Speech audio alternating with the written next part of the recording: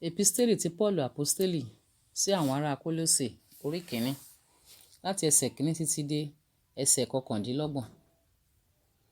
Paulu Aposteli Jésù Kristi nípa ìfẹ́ Ọlọ́run àti Tímótíù arákùnrin wa,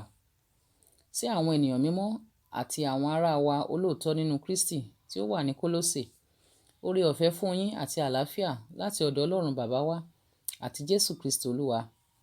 Àwa ń dúpẹ́ lọ́wọ́ Ọlọ́run àti bàbá Jésù Kristi Olúwa wa. Àwa sì ń gbàdúrà fún yín nígbà gbogbo. Nígbà tí àwa gbúròó ìgbàgbọ́ yín nínú Kristi Jésù àti ìfẹ́ tí ẹ̀yin ní sí gbogbo àwọn ènìyàn mímọ́, nítorí ìrètí tí a gbé kalẹ̀ fún yín lé ọ̀run, nípa èyí tí ẹ̀yin ti gbọ́ ṣáájú nínú ọ̀rọ̀ òtítọ́ ti ìyìn rere,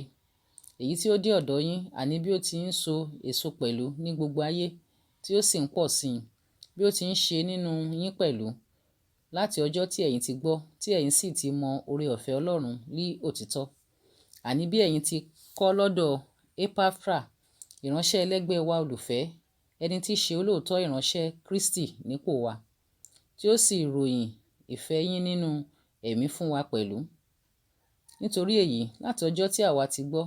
àwa pẹ̀lú kò sinmi láti máa gbàdúrà àti láti máa bẹ̀bẹ̀ fún yín pé kí ẹ̀yin kí ó lè kún fún ìmọ̀ ìfẹ́ rẹ̀ nínú ọgbọ́n àti ìmòye gbogbo tí í ṣe ti ẹ̀mí, kí ẹ lè máa rìn ní yíyẹ ní ti Olúwa sí ìwú gbogbo,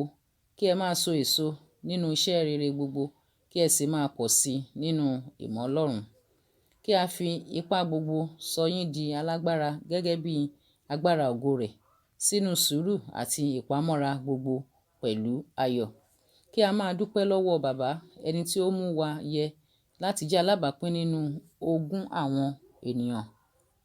mímọ́ nínú ìmọ́lẹ̀. Ẹni tí ó ti gbà wá kúrò lọ́wọ́ agbára òkùnkùn, tí ó sì ṣí wa nípò sínú ìjọba àyànfẹ́ ọmọ rẹ̀, nínú ẹni tí àwa ní ìdáǹdè nípa ẹ̀jẹ̀ rẹ̀, àní ìdáríjì ẹ̀ṣẹ̀. Ẹni tí í ṣe àwòrán Ọlọ́run tí a kò rí, àkọ́bí gbogbo ẹ̀dá. Nítorí nínú rẹ̀ ni a ti dá ohun gbogbo, ohun tí ń bẹ lé ọ̀run àti ohun tí ń bẹ lé ayé,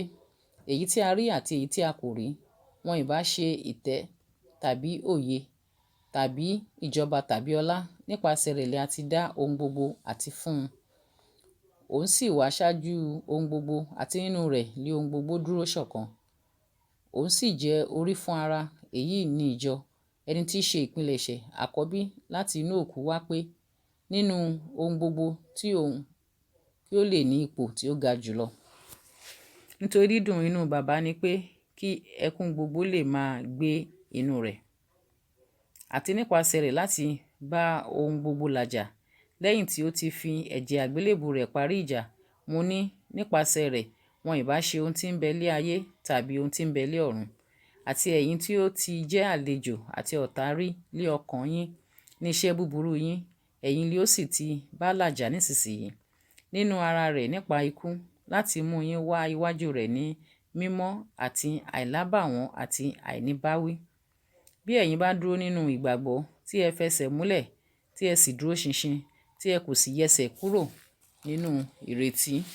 ìyìn rere tí ẹ̀yin ti gbọ́, èyí tí a sì ti wàásù rẹ̀ nínú gbogbo ẹ̀dá tí ń bẹ lábẹ́ ọ̀run, èyí tí a fi èmi Paulu ṣe ìránṣẹ́ fún. Nísinsìnyí èmi yọ̀ nínú ìyà mi nítorí yín, èmi sì ń mú ìpọ́njú Kristi tí ó kù lẹ́yìn kùn lé ara mi nítorí ara rẹ̀ tí í ṣe ìjọ,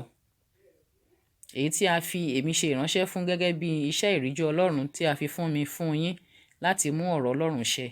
àní ohun ìjìnlẹ̀ tí ó ti farasin láti ayérayé àti láti ìrandíran, ṣùgbọ́n tí a fi hàn nísinsìnyí fún yín àwọn ènìyàn mímọ́ rẹ̀. Àwọn ẹni tí Ọlọ́run fẹ́ láti fi ọ̀rọ̀ ohun ìjìnlẹ̀ yìí láàrin àwọn kèfèrí hàn fún, tí í ṣe Kristi nínú yín, ìrètí ògo. Ẹni tí àwa ń wàásù rẹ̀, tí à ń kìlọ̀ fún olúkúlùkù ènìyàn, tí a sì ń kọ́ olúkúlùkù ènìyàn nínú ọgbọ́n gbogbo, kí a lè mú olúkúlùkù ènìyàn wá ní ìwà pípé nínú Kristi Jésù. Èyí tí èmi ń ṣe làálàá tí mo sì ń jìjàkadì fún pẹ̀lú, gẹ́gẹ́ bí iṣẹ́ agbára rẹ̀ tí ń fi agbára ṣiṣẹ́ gidigidi nínú mi.